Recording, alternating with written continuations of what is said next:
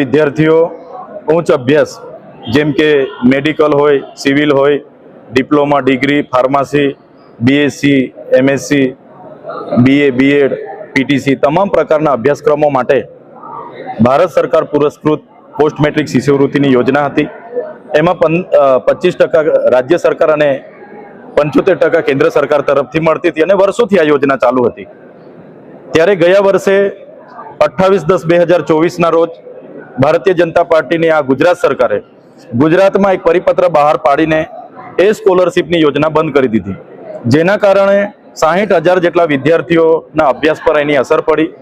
કેમ કે જે પોસ્ટ મેટ્રિક શિષ્યવૃત્તિના આધારે જેમણે એડમિશનો લીધા હતા એ મેનેજમેન્ટ કોટાના અને વેકેન્ટ કોટાના વિદ્યાર્થીઓને સંસ્થાઓ દ્વારા જણાવવામાં આવ્યું કે જો તમે રોકડી ફી ભરશો તો જ તમને અભ્યાસ કરાવવામાં આવશે, પરીક્ષામાં બેસવા દેવામાં આવશે, અને તમે નથી ભરી શકતા તો તમારા એડમિશનો રદ કરવામાં આવશે। અને ઘણા લોકોએ પોતાના એડમિશનો રદ કરી દીધા છે।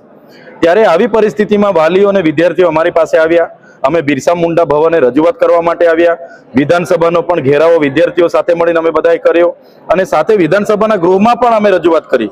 ત્યારે સરકાર પર દબાણ બન્યું અને સરકારે 24 જૂન 2025 ના રોજ એ શિષ્યવૃત્તિ યોજના પુનઃ બહાલ કરી કે અમે ચાલુ કરીએ છીએ।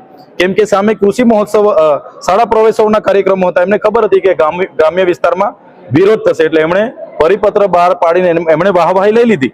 પણ આજ દિન સુધી 24-25 ના એક પણ વિદ્યાર્થીના ખાતામાં એ પોસ્ટ મેટ્રિક શિષ્યવૃત્તિ જમા થઈ નથી। અને આ 25-26નું વર્ષમાં પણ ઘણા વિદ્યાર્થીઓ એડમિશનો લીધા છે, એમના ખાતામાં પણ એક પણ રૂપિયો આજ દિન સુધી જમા થયો નથી।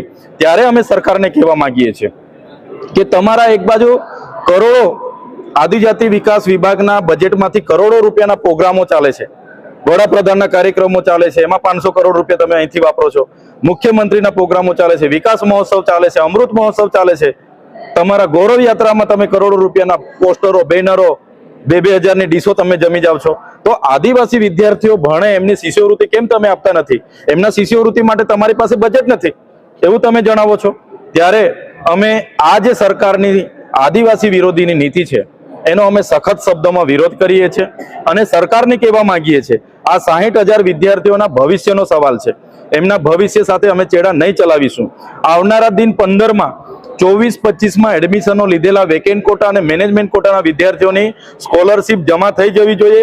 અગર જમા નથી થતી તો દિન 15 પછી અમે 9મી ડિસેમ્બરે